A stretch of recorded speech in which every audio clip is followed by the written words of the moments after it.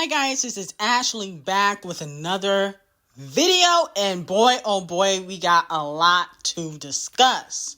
Botch and Bitter goes off on Joe and Nicki Minaj. She is jealous of their friendship. She's also jealous of the success of Pink Friday 2. She went off on Joe Budden because of something he said on the Joe Budden podcast.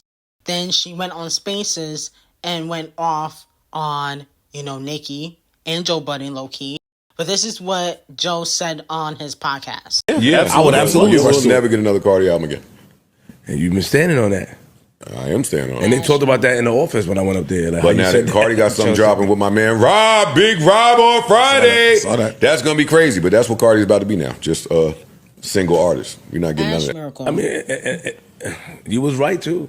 About what? About Atlantic wanting to put out an album. You was right.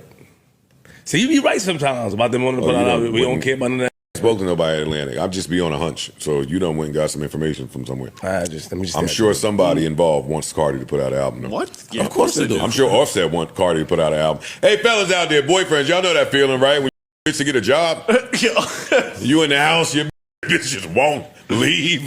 She's just in there on top of you, on top of everything, not giving you space. That's Cardi. So this is how Botch and Bitter responded. So never got a lap dance from this lady. Bro, I gave you a lap dance 2 times and artist. You was high as on coke, nigga. Smell that coke through your breath. Second of all, you like, I will never talk about this and that. I don't give a shit about talk about me. It's just the fact that you always talk shit about me, Joe Budden. You always talk about me. Out of nowhere. You would think I did something to this out of nowhere. For the past 2 years, this only talk bad things about me. Bad things about me. Constantly. Why? Because you got an interview? The fact about it is that you don't even have to do that. Because I know for a fact, bitch, I'm not telling you to do that. You just do that to pander. He said here in December saying that I got into it with my husband. Oh, yeah, she did that for a publicity stunt because this and that dropped. What? So, Botch and Bitter is accusing Joe Budden of basically, for the past 2 years, dragging her because of his relationship with Nicki Minaj. Now, he responded to the coke allegations that she said. He said, I have never done the powder. He also said, I also have never gotten a lap dance from this lady. I promise you, I can assure you, I will not cover a single thing this girl does for the remainder of her career. Peace and love. Now, I don't feel like Joe is pandering necessarily to the barbs. I think that Joe realized that he kind of needs that Nicki Minaj cosign, okay? Because if you know the history of Joe Budden, some of you guys may not know that when he used to be a rapper, he used to diss Nicki Minaj all the time. No shade, he did. It's all over YouTube. They did this cypher together. I think he was a little bit jealous of Nicki. And during the hate train, he used to drag Nicki Minaj. But now, because Nicki Minaj is still on top, I think a lot of people in the industry are like, there's no point in dragging her because she has the best fan base in female rap. I feel like he sees Nicki Minaj as an alliance because at the end of the day, she ain't going nowhere. So there's no point to drag her. But I feel like Cardi B, she spends too much time worrying about the blogs. If you can't handle criticism, get out the game. Okay? You only got one album. You've been stalling for 8 years. What do you expect people to say? I mean, you haven't had a hit in years. It's like this hoe is delusional. If you can't take criticism, get out the game. Okay? Go be a housewife to off the cheat, the serial cheater. You act like people are always supposed to praise you, and that's never going to happen. How many bloggers can you fall out with? Okay? It just don't make no sense. Then this idiotic hoe decided to mention Remy Ma for whatever reason. She said, y'all been talking ish about Remy Ma for 8 to 10 years. She's an amazing rapper. She's one of the greatest rappers of all time. What?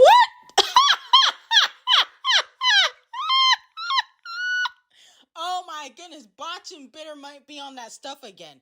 Remy Ma is not one of the best female rappers of all time.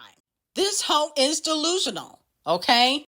Remy Ma is a good rapper, but she can't make hits. How can you be one of the greatest rappers of all time and your only hit is Lean Back or All the Way Up? How is that possible when you only got 2 hits? And since Remy Ma is such a great rapper, I'm expecting Remy Ma to be on your album. Yes, I think since Remy Ma is such a great rapper, she needs to be on Cardi B's next album with Lil' Kim. Since you love them so much, put them on your album, ho. Stop pandering, stop lying, put them on your album and show support. But in all actuality, I think that this was a PR stunt, another stunt to attach her name to Nicki Minaj because music is coming out. So I really think that the reason why she's going off on Joe Budden and Nicki Minaj is because she got new music. Now moving on to Doja Cat, it looks like old Doja is back. She announced on Instagram Live that she wants to sing more and make more fun music. So it looks like Doja Cat is going back to Planet Her Doja and not Demonic Doja like we got from Scarlett. Let me know how y'all feel about that. I'm here for it. I also feel like Doja Cat is doing this strategically because Scarlett low-key flopped. I mean, she did like a little over 100K for Planet Her. She only did 78,000 first week for Scarlett, okay? And then when she put out the Scarlett Deluxe, she only did 28,000 first week. Now, moving on to Botch and Bitter. She dropped a song with Rob 49. I think it's called Put It on the Money or something like that. The song to me is okay. I probably won't ever listen to the song ever again. The music video, the budget for that was like roughly around $100. The music video was terrible. I was like, oh my goodness, I get the theme, but why was it so cheaply done? Even Cardi B's wig looked cheap. I'm like, why she got that Party City wig on, looking like a clown? And then she had the money covering up her pregnant stomach. Like, oh, that was so creative. You had the money cover up your stomach because we know you're pregnant. Yeah, so the green screen in that music video was trash. The music video was terrible. Okay, so I got to give this song no shade. I'm going to give it like a -60, no shade. Now, Botch and Bitter was going back and forth with fans on social media. She pulled up some text messages basically stating that she still gets paid like $2 to $3 million per show. She said she's still getting offers in 2024 off of one album after 7 years. So she says she don't compare herself to her peers. And then on top of that, I feel like that was kind of shade towards Nicki Minaj. Because if you guys remember, Nicki Minaj on her Pink Friday 2 tour, the first leg, she was making, $2 million per show. So Botch and Bitter is basically saying that she made the same amount as Nicki Minaj, okay, by posting these receipts. Then she bragged that Payola Board said that when she's on a song, the sales go up, okay? Payola Board did post an article a few weeks ago or a few months ago saying that when Botch and Bitter hops on a song, the sales do increase, and she was bragging about that. She had also mentioned that, no female rapper has topped the sales from Invasions of Payola, because I believe Invasions of Payola did 255 first week, and nobody has been able to do that in female rap for first week sales, okay? But in hindsight, nobody has been able to do 375,000 first week like Nicki Minaj did for Pink Friday. So it's twofold. Then Botch and Pregnant also responded to a fan that says, "Shut up, Cardi, and focus on your cheating man." She said, "Now when I leave and F your man and you're dead, then what?" Okay? Which I can see Botch and Bitter doing. Okay? I do believe she probably has cheated on Off the Cheat several times. Just like Bia said, because she clearly secretly wants revenge, okay? But overall, I feel like Botch and Bitter is spending so much time on social media when she needs to find a hit, okay? Because the Rob 49 record is not a hit song, in my opinion. She needs to go back to the drawing board. But I guess that's what you do when you about 6 to 7 months pregnant, knocked up by your cheating husband. And like Joe Budden said, you know, she's not really working right now. She's not really doing what she needs to be doing. Now, Megan Thee Stallion was getting harassed outside of her hotel by Tory Lanez fans. Free Tory, man. Free Tory Lanez, man. No shade, that was stupid, okay? Saying free Tory is not going to get him out of jail. Now, I could understand if he had won his appeal, but he hasn't won his appeal yet. Once he wins his appeal, then I can see why fans would still troll Megan Thee Stallion. But it just doesn't make sense to troll him now, okay? Because he's still in jail. It just doesn't make any sense. You guys saying that is not going to change the court system, okay? And it just comes off like people are just harassing Megan Thee Stallion. That's what it comes off as. Now, JT dropped City Cinderella, and she was taking shots at Botch and Bitter, Caresha, and Gorilla Glue.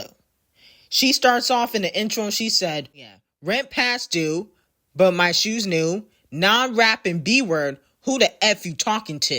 I was off in Saks Gucci alligator bags while you was laying on your back stuffing bottles up yo ass. Okay, that's a shot at Botch and Bitter. You know, the pictures are all over Google. Sorry, Section 8 gang. Then in Red Flowers, she said, don't diss B-word. I'll give you your next hit. Get your arms, leg, chest hit.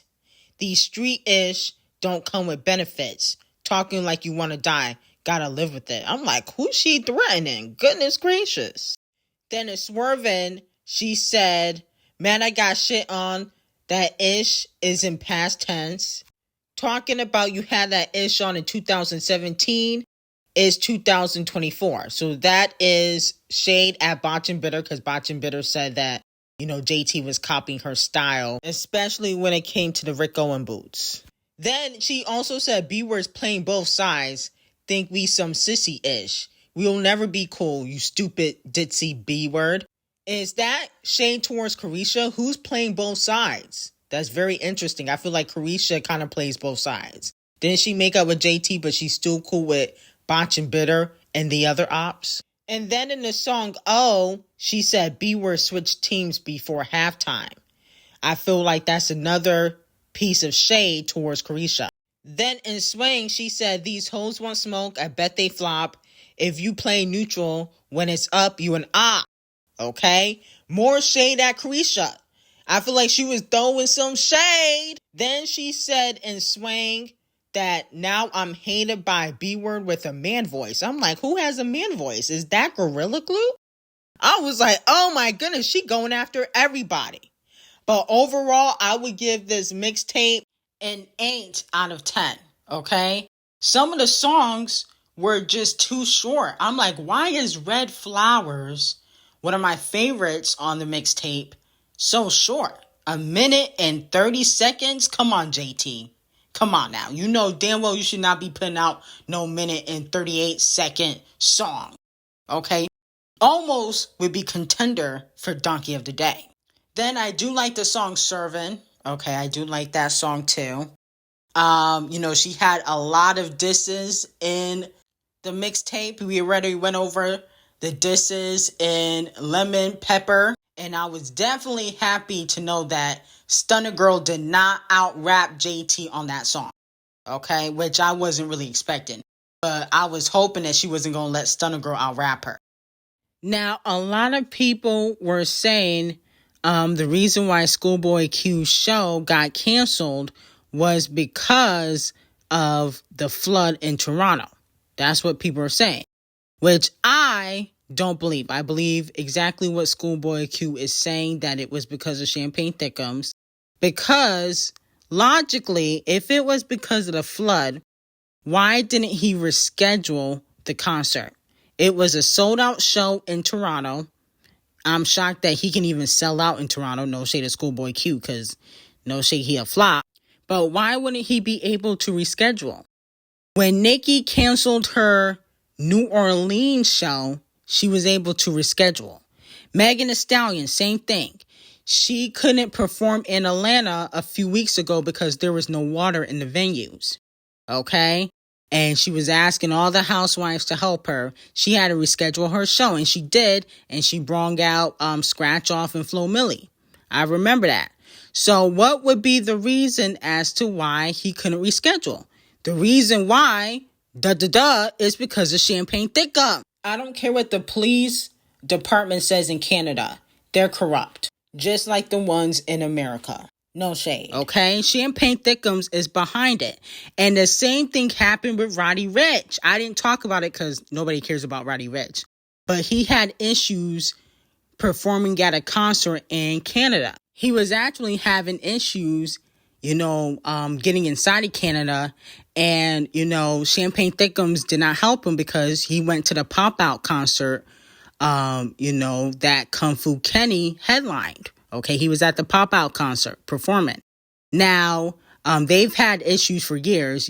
I've already spilled that tea on Patreon. They've had issues before the Kung Fu Kenny drama. But with that being said, usually when a concert gets canceled, especially if it's in regards to the weather, you're able to reschedule, whether it's, next month, 2 months from now. And he can't do that. The flood is over. They already announced that they're in the cleanup process of the flood. It's over. So with that being said, Champagne Thickums is behind it, like I said yesterday, and ScHoolboy Q confirmed that. In the same breath, Wackademics confirms that Champagne Thickums got another sneak diss record in the stash. I won't even tell you what I heard, but I can't wait to hear the first sneak diss Drake got. That's dissing Kendrick, how he positions it. That's going to be interesting. How does he position it? Pause. So, this video clip happened right after ScHoolboy Q announced that he was having issues performing in Canada. Now, Champagne Thickums is getting ready to sneak diss Kung Fu Kenny on another record. How do you go from losing a rap battle to sneak dissing? That just don't make sense to me. Now, who the hell told D0JA we want a Tyga on the Nasty remix? I mean, first Walmart Beyonce, now Tyga. Where are you getting all these F-list collaborations, D0JA? This is your time to get decent, good collaborations.